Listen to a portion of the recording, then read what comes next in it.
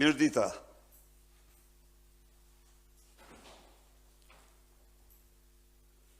Narkomajoranca apo pseudomajoranca ka kaluar në ekstrem. Në parlament, nga 9 seanca të zhvilluara, me gjithë angazhimin në serios të opozitës,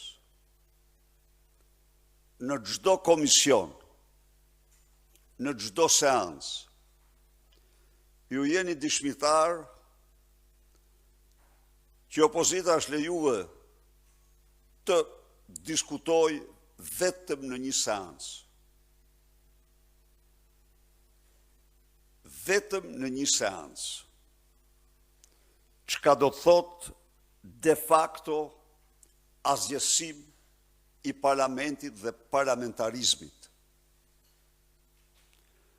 Çka do të thotë shkelmim i kushtetutës rregullores parlamentit, rendit kushtetues të vendit.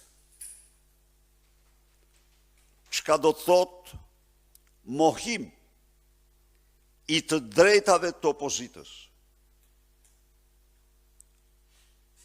Plas çdo skandal, jo tani ma kryeministri, po as ministrat nuk paraqiten në interpelancë. As ministrat nuk paraqiten në interpelancë.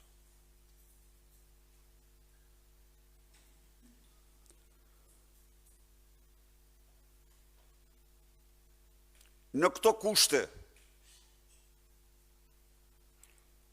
do i sugjeroj grupit parlamentar dhe partisë që opozita të hapë platformën parlamentare para ndërtesës së Këshillit Ministrave. Dhe aty deputetët e opozitës, qytetarët, të paraqesin në fjalët e tyre, në fjalimet e tyre, të gjitha mendimet, propozimet, denoncimet. Pas 9 seancash, opozita është lejuar të debatoj vetëm një ditë në parlament. Atëherë ne kalojmë në debat me qytetarët.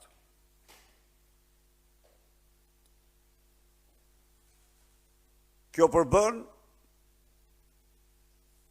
një hap të domosdoshëm për t'u përgjigj represionit në parlament të opozitës, të pluralizmit,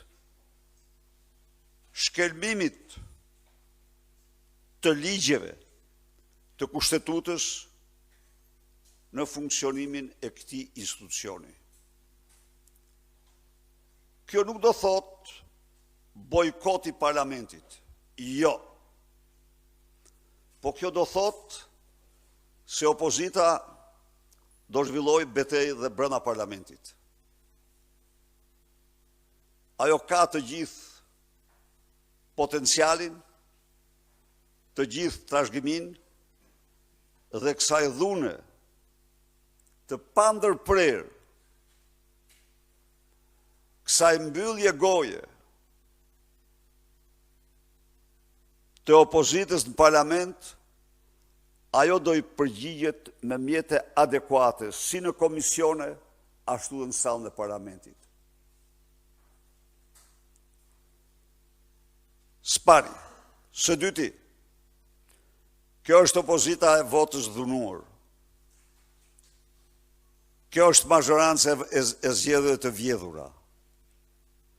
Protestat kombëtare janë tejet të vonuar.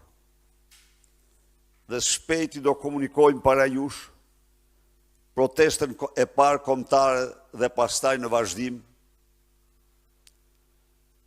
ku ftojmë të gjithë ata qytetarë që janë të gatshëm të luftojnë për votën e lirë, kundër një regjimi